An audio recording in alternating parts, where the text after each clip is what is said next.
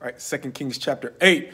Again, let's call this one Fugitive to Father, but subtitle it Waiting for the Right Circumstances, because in this chapter, we're going to see the story of Elisha warning the Shunammite woman that there is going to be a 7-year famine in Israel. So she needs to go to a place where they can eat.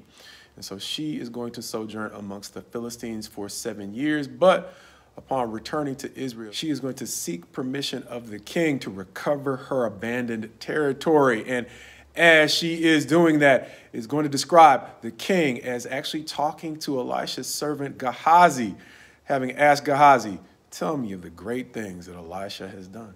And as Gehazi is explaining some of the miracles, one of the miracles is raising the Shunammite woman's son. As they begin to look and see the Shunammite woman, Gehazi's going to be like, there she is, and there he is, which is going to persuade the king to basically assign an officer to make sure that she gets everything that she left restored in full from the day that she left to sojourn amongst the Philistines. The next story it's going to tell us, however, is the story of the progression of leadership in Syria, as the king of Syria is going to get ill and send a man by the name of Hazael to get word from Elisha whether or not he will recover.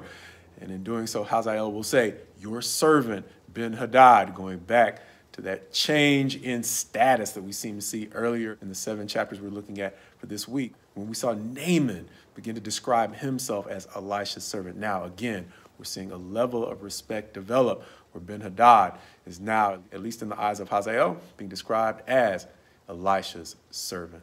Understanding that the news is going to be good in part. Yes, you will recover, but the full news is you're not going to make it for very much longer, because Hazael is going to be the new king of Syria, and that is what Elisha is going to tell him. And so when Hazael returns, he doesn't waste any time or wait for any recovery. The next day, after giving Ben-Hadad news that he would recover, Hazael is going to take matters into his own hand, wetting a rag and smothering Ben-Hadad, taking over the reins of Syria.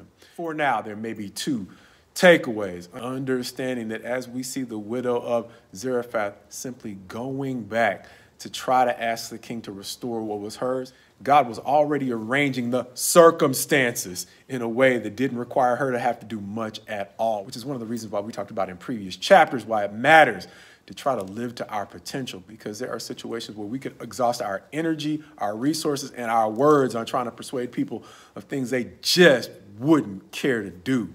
And we don't know whether or not the king of Israel would or would not have cared to honor her request, but we know that she didn't have to worry about it because God had arranged the circumstances in a way where it simply wasn't necessary. And because of the kindness that she got into the habit of showing Elisha, she ended up with a son she might not have otherwise had at her advanced age, a family that did not have to suffer in Israel during the 7 years of famine, and full recovery of the property that she had abandoned during the 7 years that they spent living amongst the Philistines.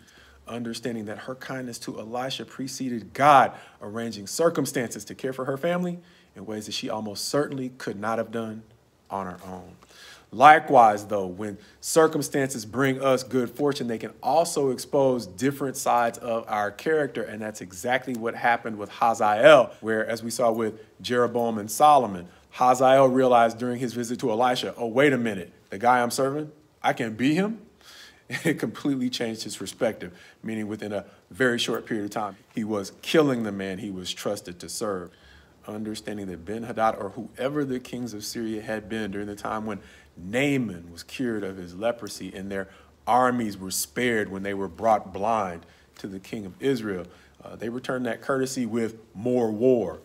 Understanding that that kind of disloyalty is the kind of thing that actually set an example for Hazael once he realized that he was destined to be king himself, potentially helping us understand the wisdom of the way in which David started out his reign, refusing to put his hands on Saul. He repeatedly said, touch not God's anointed. And so even if David was overthrown, he had at least done his best to set an example that that was not the kind of character with which he was going to lead Israel. And so now we're seeing Ben-Hadad, a man who did not so much repay kindness with kindness, now having his servant likewise repay him in kind. As we will go to the next chapter, seeing an even greater example in Israel's transition of power, of the ways in which power can generate only so much loyalty.